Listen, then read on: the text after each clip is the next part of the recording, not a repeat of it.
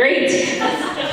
We all want to hear hopeful things. So I got involved 3 years ago with like a volunteer hobby I love, and it's kind of first respondery.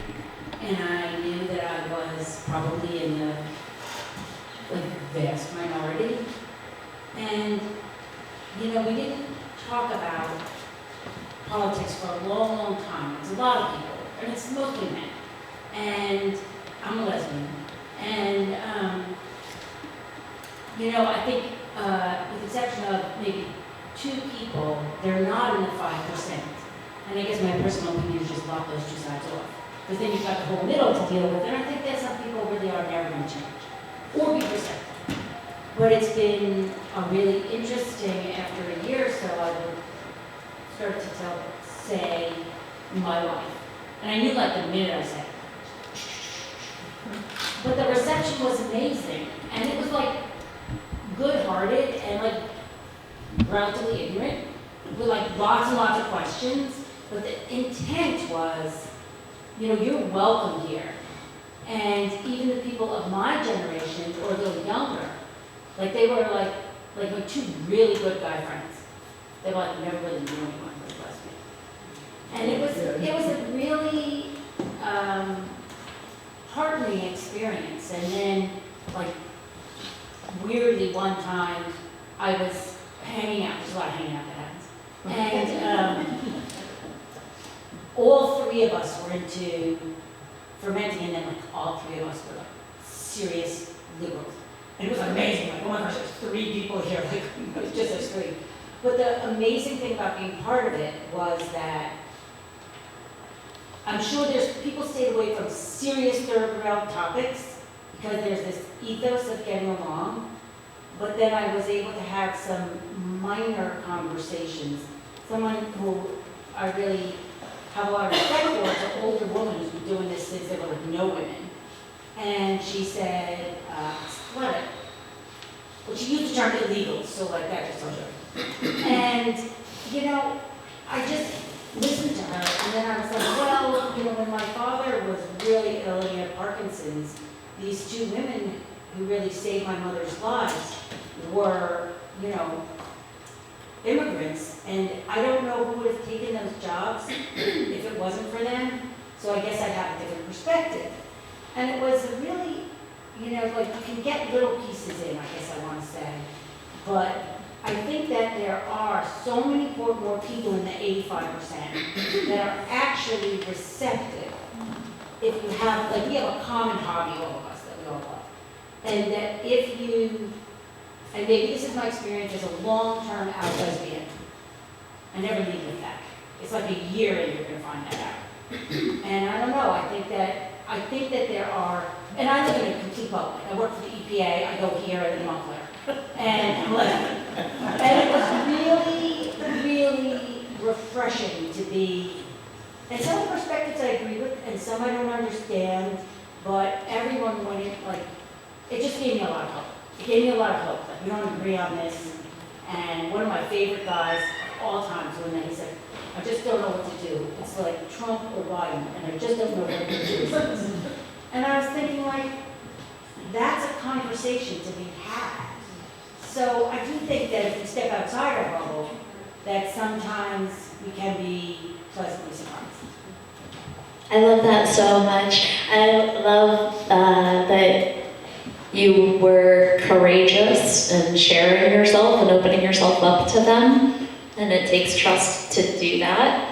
I love how they received you, and I also love how gentle you were in the conversation about undocumented immigrants, and just saying, well, my perspective is different because they really helped save my Yeah. Experience is different from that. Yeah, and I think you're not attacking or accusing or saying that they're wrong. You're just sharing a different perspective, and that can really open hearts and minds. So that's beautiful. Hi. Question for you. I'm having a hard time believing 87% of these days are in the middle, but your organization is it's mostly people who are willing to, kind of meet people and see another person's point of view or see their humanity. So it's kind of self-selecting, and so I'm wondering, in a way, I would imagine that you work through organizations that are established that have meetings, and then you're having a group that are not necessarily signing up on your website, but you're kind of capturing a blue-red organization, like at a town meeting, and doing some work with that. Is that? I would think that would be the way that you're bringing others in, except those that are already willing to have discussions, which I'm finding, far and few between. I mean, you showed this slide before with, if your family married somebody outside, in the 60s, my husband would have been a Republican, right? Now he's a liberal Democrat, so Big shift. it's changed, right? So I guess that's my question for you. So I would imagine that a lot of your organization is self-selected, and that you need to really do a lot of outreach into organizations that might have more kind of red a population to bring it together.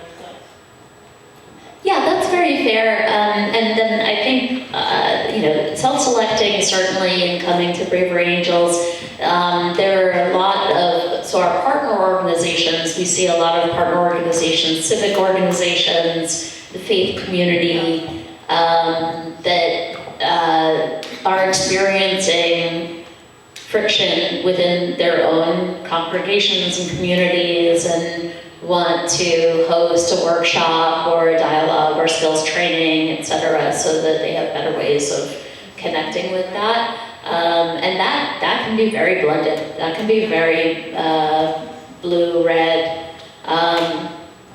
Civic engagement.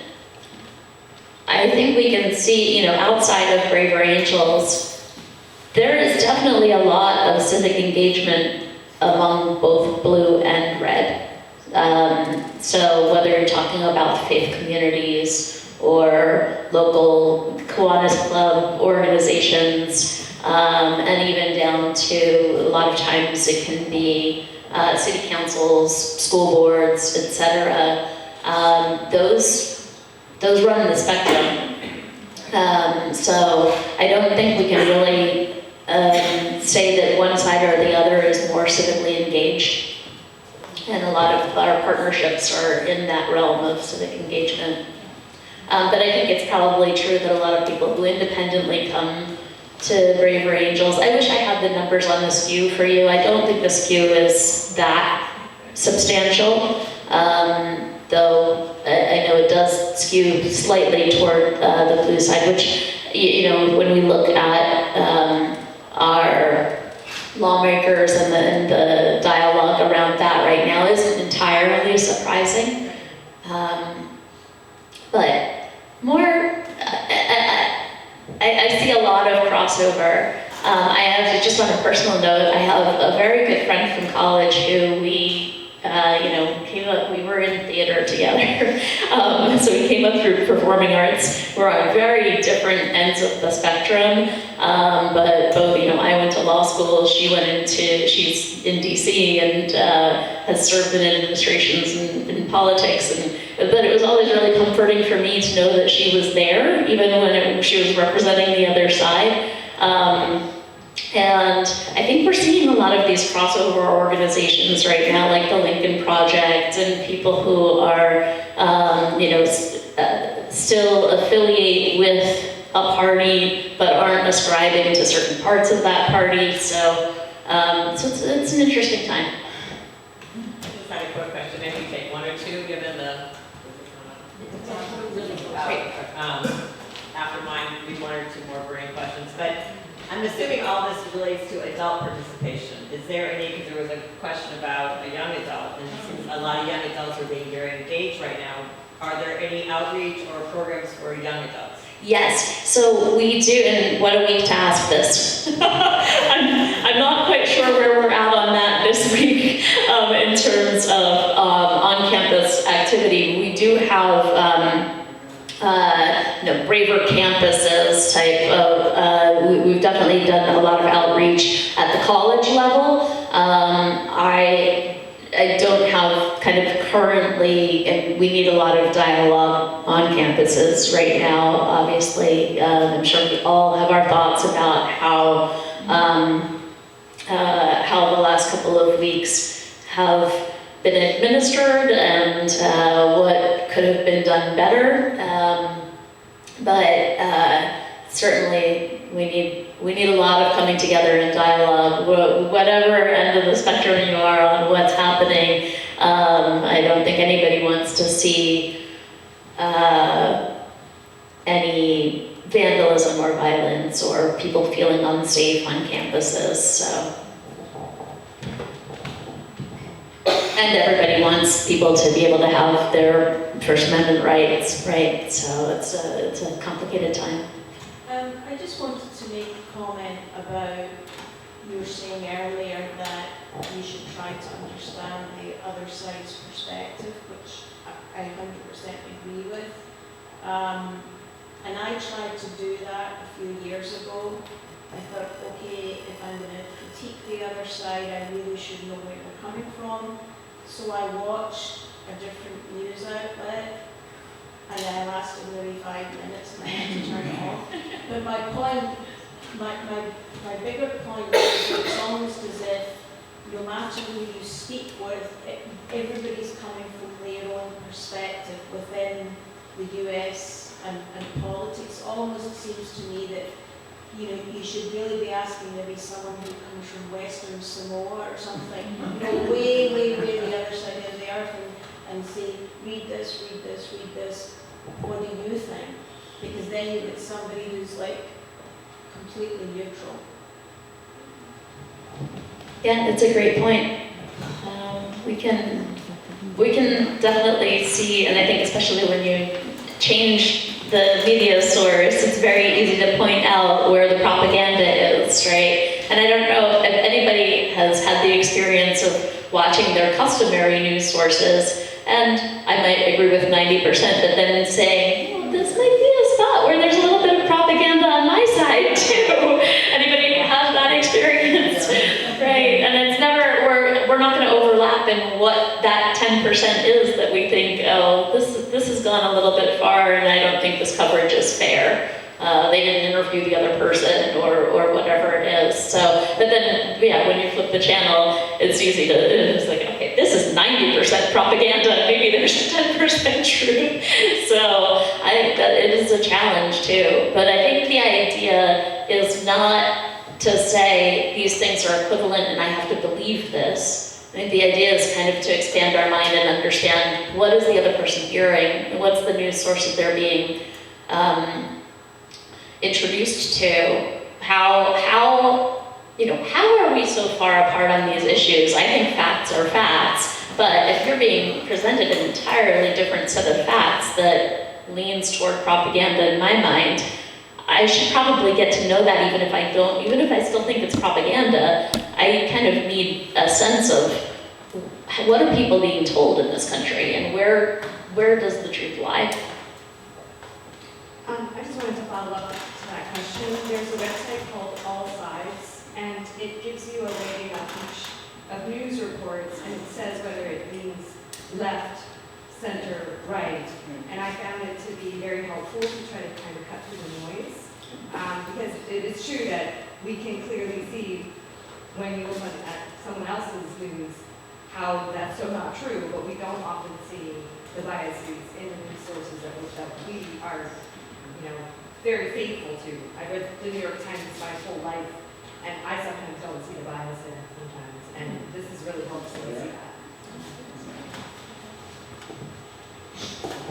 Well, given the time, thank you all for coming. It's 8:30, we started a little late, but I thought this was great. Thank you so much, Cindy. Thank you so much.